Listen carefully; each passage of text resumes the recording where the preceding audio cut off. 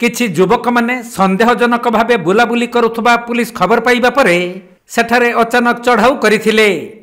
तेणु पुलिस को देखि किछि युवक माने फेरार मारिथिबा बेले 3 जन को काबू करि नैथिला पुरी जिल्ला निमापड़ा 4 छक पुलिस। परे जणा पड़िथिला एमाने विभिन्न स्थानरू चोरी डकायती घटना रे संपृक्त रहिछंती। पुलिस सेमानक निकटरू गुटिए देशी बंदूक और 4 छक निकटस्थ ब्रह्मकुंडी ग्रामर ब्रह्मेश्वर मंदिर चोरी होइथिबा ठाकुरंक विभिन्न अलंकार और नगद किछि टंका जबत करिछंती। गिरफ अभियुक्त माने हेले नयागढ़ फतेगढ़ थाना अंचलर संजय पात्र, जगतसिंहपुर एरसमा थाना अंचलर सत्यप्रकाश स्वाई और भुवनेश्वर मंचेश्वर थाना अंचलर गोविंद कुमार उपाध्याय। एमानक नामरे विभिन्न थाना रे मामला रहिथिबा आयोजित एक सांबादिक सम्मेलन रे एसडीपीओ सूचना दैछंती।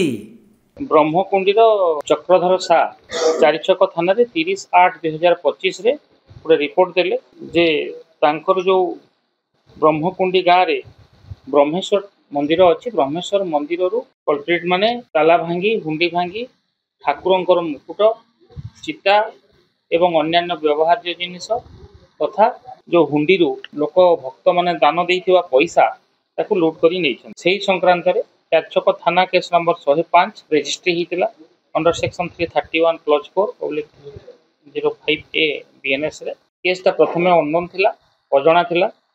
सेटा हमर आजी राति रे खबर मिलला जे 6 बाटिया पाखरे किछि युवक संदेहजनक अवस्था रे बुलुथले। तांकू देखिबा जायगिरी सेठू हमर एसपी सारंकर पूरी एसपी कर निर्देश क्रमे हमर स्पेशल टीम फॉर्म करा हितला। हमर ओआईसी 4 छकंक टीम हमर आईआईसी काकटपुर भी थिले एवं आईआईसी गोप तांकर थिले। तो आज हमर ओआईसी 4 छक खबर पाई 6 बाटिया को जिबारे सेठी एई युवक मान को 3 जन को धरा हला। जणे होचंते संजू एलिया संजय पात्र, तांको घर होउची फतेगढ़ थाना एरिया नयागढ़ जिला। पिंकुन एलिया सत्यप्रकाश स्वाई, तांकर घर होउची श्रीचंदनपुर जगतसिंहपुर एवं अमित गोविंद उपाध्याय, तांकर घर होउची मंचेश्वर भुवनेश्वर सहरांचल पुलिस जिला।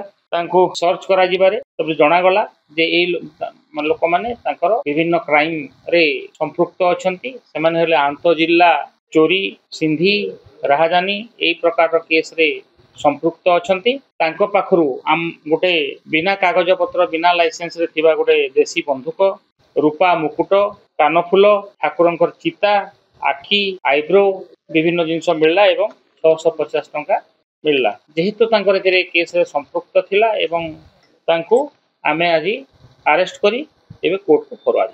पुरी जिल्ला निमापड़ारू प्रशांत कुमार साहुंक रिपोर्ट, कोणार्क लाइव।